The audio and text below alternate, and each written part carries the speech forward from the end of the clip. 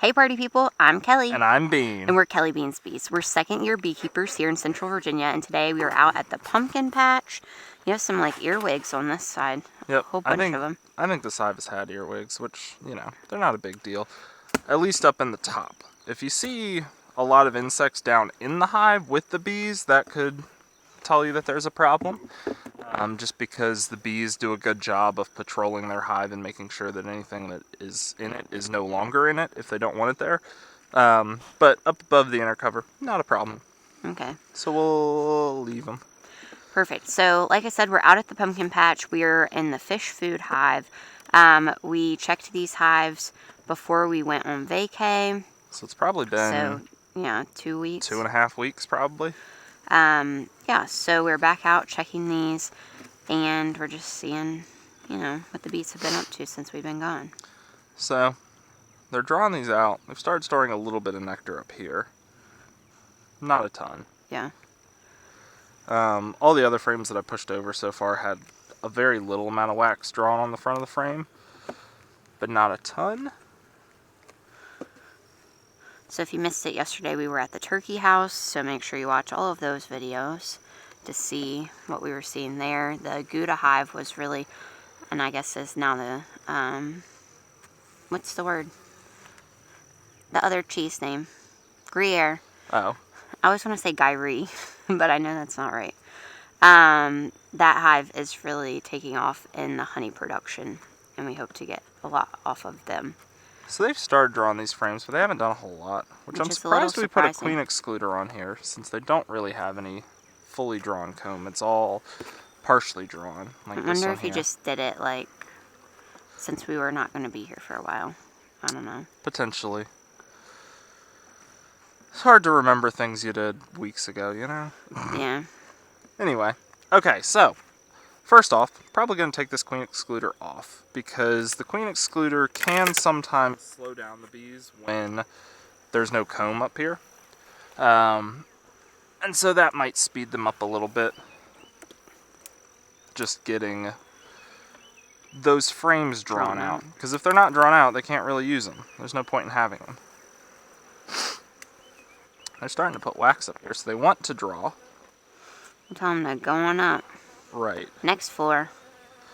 I'll leave this wax for now. We'll deal with it once we put the queen excluder away. Okay. But yeah, it looks like they want to draw, but they were just being restricted, which is kind of what I talk about. Yeah, they really want to draw. These frames are packed full, so we'll see what we've actually got. Tell them to come on. Mm-hmm. So let's go, buddy. With that queen excluder off, they'll be more likely. There's a lot of stuff in there.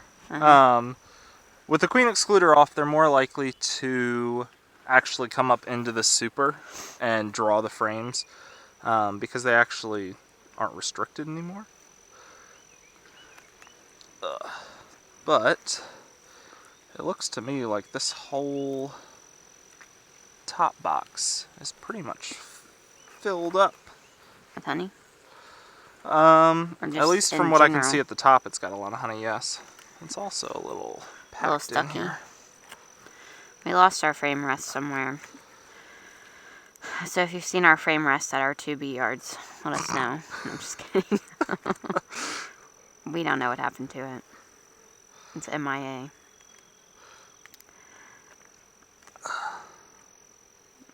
You all can see it. A little bit of honey's coming. I'm trying to get a good grip on this side of the frame, but I'm having a little bit of trouble. You need me to do something? Nope, I'm got it now. I'm got it, yeah. I'm got it. I'm got it. That's a whole frame of honey. Yeah, man. Too bad that's both not for sides. Kelly and Bean. So, that's good to see.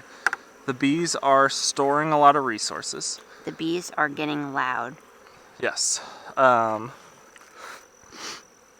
would like to see this up in my honey supers, but, you know, we don't have any drawn frames yet, so we can't have this yet.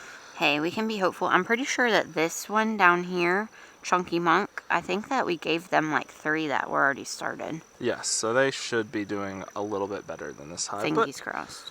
That'll be another video. This one's pretty much all honey. Yep, mine is exactly the same. So this is a good and a bad thing, because for right now we're still on the edge frames. Not a big deal.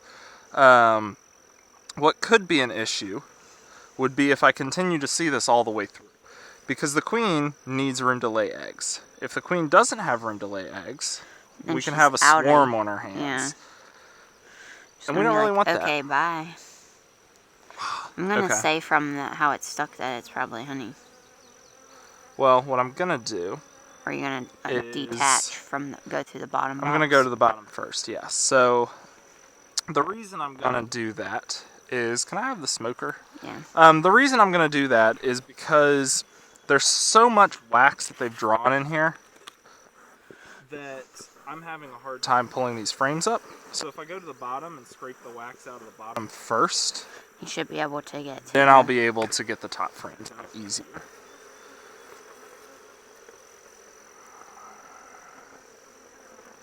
Trying not to crush too many bees between all this wax that they've drawn. Because they've stored so much honey that they've started to connect these frames. Mm.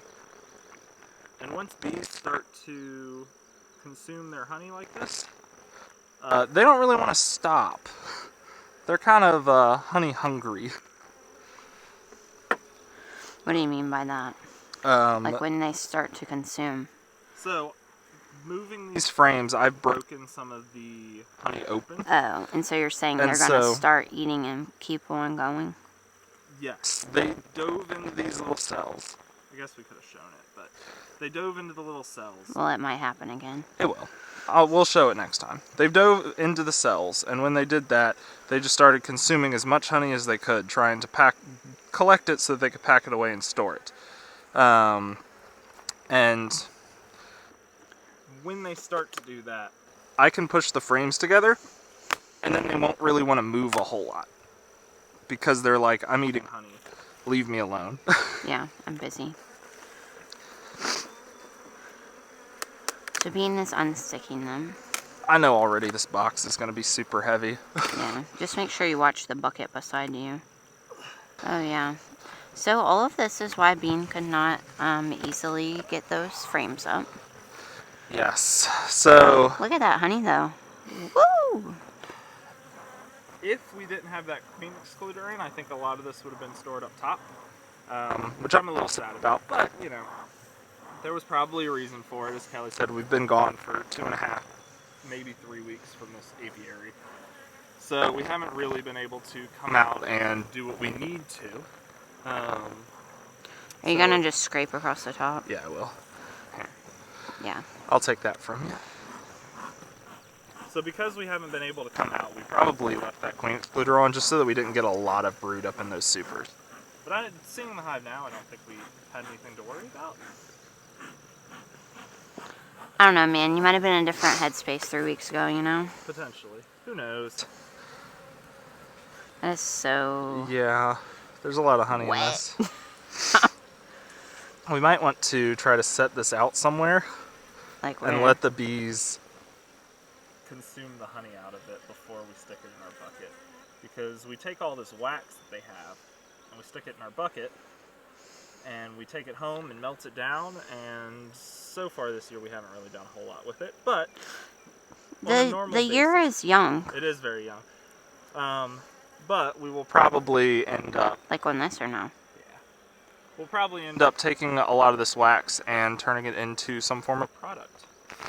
Yeah, right now I'm looking at different things for lip balms because that was a pretty good hit last year. We only did watermelon though. Hoping to try other flavors. And then also the lotion bars. We didn't sell those, but made them Yeah, for the lotion bars ourselves, were pretty and they good. were good. You Kelly liked rubbed them on my feet. Yeah, I was gonna say you liked it on your heels.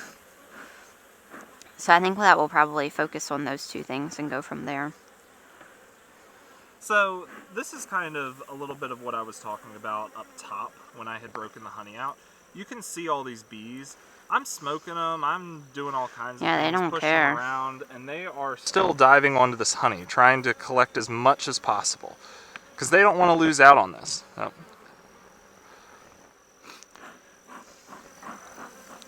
Yeah, I don't know if you can hear the bees, but they're definitely loud now.